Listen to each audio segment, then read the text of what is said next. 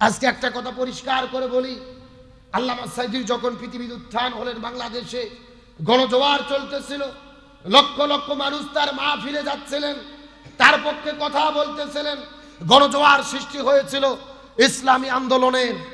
আমরা গতকালকের আগের দিনে দেখলাম সাংবাদিক ইলিয়াস ভাই একটা রিপোর্টের মধ্যে যেই তথ্যটি দিলেন, এখন বর্তমান সরকারে যিনি উপদেষ্টা রয়েছেন ডক্টর আসিফ নজরুল, তিনি সর্বপ্রথম আল্লামা সাঈদীকে নিয়ে পত্রিকাতে লেখালেখি করেছিলেন।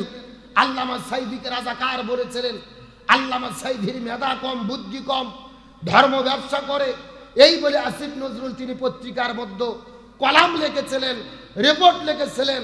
আসলে বর্তমানে আমাদের মনের মধ্যে টেনশন, আমাদের মনের মধ্যে প্রশ্ন, আসলে আসিফ নজরুল কার কোন পক্ষে সে কাজ করতেছে, এটাই জাতির মধ্যে আজকে সন্দেহ তৈরি করেছে।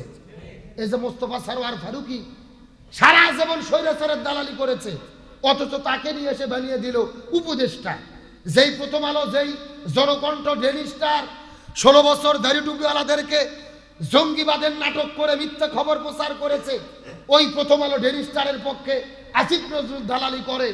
আমরা আসিফ নজরুলকে বলি, আপনাকে আমরা ভালোবাসি, মহব্বত করি, আগে থেকে শ্রদ্ধা করি, কিন্তু আপনি প্রথম আলো ডেইলি স্টার আর সরওয়ার ফারুককে এনে যে আপনার মুখোশ উন্মোচন করেছেন, আপনার বিরুদ্ধে যেই তথ্য আসতেছে, যদি আপনি ভারতের পক্ষে কাজ করার চেষ্টা করেন, এই দেশের ছাত্র জনতা আপনাকেও ছাড় দেবে না। আমরা নতুন বাংলাদেশে ভারতের কোনো দালালি আর আমরা মানতে চাই। দেশ এখন স্বাধীন হয়েছে, মাথা উঁচু করে আমরা দাঁড়াতে চাই। আসিফ নজরুল স্যারকে প্রশ্নের জবাব দিতে হবে। আপনি কেন সাঈদীর বিরুদ্ধে কথা বলেছিলেন? যখন শাহবাগের গণজাগরণ মঞ্চ তৈরি হলো, তার বিরুদ্ধে কেন কথা বলেননি? আপনি ভেতরে ভেতরে রর এজেন্ট কিনা? আপনার বিরুদ্ধে যে প্রশ্ন উঠেছে, এর সঠিক জবাব আপনাকে প্রমাণ সহ জাতির কাছে প্রকাশ না করলে জনগণ আপনাকেও সন্দেহ করতে ছাড় দেবে না। আমরা পরিষ্কার করে বলতে চাই, করোনার ফাঁকে আল্লামা সাঈদী বিদায় নিয়েছেন, কিয়ামত পর্যন্ত তার ভালোবাসা, শ্রদ্ধা অন্তরে অন্তরে কে রেখে দেবেন? আল্লামা সাঈদী বলেছিল ওই স্বৈরাচারদের সম্পর্কে যে ওরা যদি বলে আমরা এই কাজ করব না, তার মানে আপনারা বুঝে নেবেন ওই কাজ ওরা করবে। স্বৈরাচার শেখ হাসিনা পালিয়ে যাওয়ার একদিন আগে বলেছিল শেখের বিটি পালায় না, আর ওবায়দুল কাদের তো বলছিল আমরা পালাবো না। তার কয়েকদিন পরই পালিয়ে গেল। আল্লামা সাঈদীর বক্তব্য সত্য হলো, ওরা যখন বলেছিল পালাবো না, তারপরই তারা পালিয়ে গেছে। কতক্ষণ ঠিক কিনা? তাহলে বলতেছিলাম, অন্যায়ভাবে অবৈধভাবে সম্পদ অর্জন করলে, ইবাদত করলে, দোয়া করলে কবুল হয় না। ইবাদত এবং দোয়া কবুলের পূর্ব শর্ত কি? রুজি রোজগার করতে হবে হালাল। আরো জোরে বলেন। আমার প্রিয় বন্ধুগণ, মুসলমান ভাইরা, গভীর মনোযোগ। ইব্রাহিম বিন আদম আলাইহিস সালাম মনে মনে চিন্তা করেছেন, আজ থেকে 1 মাস ধরে ইবাদত করি, বন্দেগী করি, আল্লাহর কাছে দোয়া করি, ইবাদতও কবুল হয় না, দোয়াটাও কবুল হয় না। আমি তো অন্যায়ভাবে কারো সম্পদ আত্মসাৎ করি নাই, আমি তো ভাই হয়ে বোনকে জমি কম দেই নাই, বড় ভাই ছোট ভাইকে ঠকাই নাই, বান্দার হকগুলো নষ্ট করি নাই, তাহলে কেন আল্লাহর কাছে আমার ইবাদত কবুল হয় না? আমার মনে বলে, আজ থেকে 1 মাস আগে ওই মক্কার বাজারে খেজুর কিনতে গিয়েছিলাম, ওই খেজুর কিনতে যাওয়ার পরে একটা খেজুর আমার থলের মধ্যে বেশি এসেছিল। আমার মনে হয় এই খেজুরটা বেশি নেওয়ার কারণে আল্লাহ তাআলা সহ্য করতে পারেন নাই, আল্লাহ তাআলা বড় মনক্ষুণ্ণ হয়ে গেছে। এই জন্য আমার ইবাদতও কবুল হয় না, আমার দোয়াটাও কবুল হয়। আমার বন্ধুগণ, মুসলমান ভাইরা, গভীর মনোযোগ। হযরত ইব্রাহিম বিন আদম আলাইহিস সালামের ঘুম ভেঙে গেল।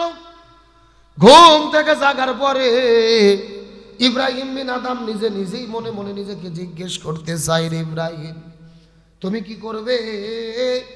1 মাস ধরে সফর করে করে করে করে করে করে ওই মক্কা থেকে তুমি চলে এসেছো ফিলিস্তিনের ভেতরে মসজিদে আকসার মধ্যে ইবাদত বন্দেগী করার জন্য। কিন্তু আল্লাহ যদি তোমার ইবাদত না কবুল করে, দোয়া কবুল না করে, ইবাদত বন্দেগী দিয়ে কি হবে? এই ফিলিস্তিন মসজিদে আকসার মধ্যে থাকার কোনো দরকার নাই, তুমি আবারও মক্কায় ফিরে যাও। যেই দোকানদারের কাছ থেকে খেজুর নিয়েছিলে একটা খেজুর তোমার থলের ভেতরে অবৈধভাবে এসেছিল, ওই মানুষের কাছে গিয়ে হয় খেজুরের দামটা দিয়ে দাও, না হলে তার কাছে মাপ চেয়ে নাও। তার কারণ তার কাছে মাপ না চাওয়া পর্যন্ত ক্ষমা হবে। ভালো করে বুঝেন, এটা হলেন হকুল ইবাদ, বান্দার হক। জোরে বলেন কার হক? আপনি খেজুর খাইছেন, যার মাপ নিতে হবে।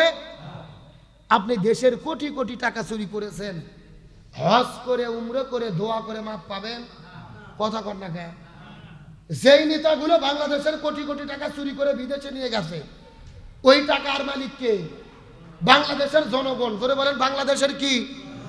বাংলাদেশের 18 কোটি জনগণের কাছে পার্সোনাল ভাবে, ব্যক্তিগত ভাবে মাপ না চাওয়া পর্যন্ত শত শতবার হজ করে উমরা করে নামাজ পড়ে জিকির করে দোয়া করে মাপ পাওয়া যাবে?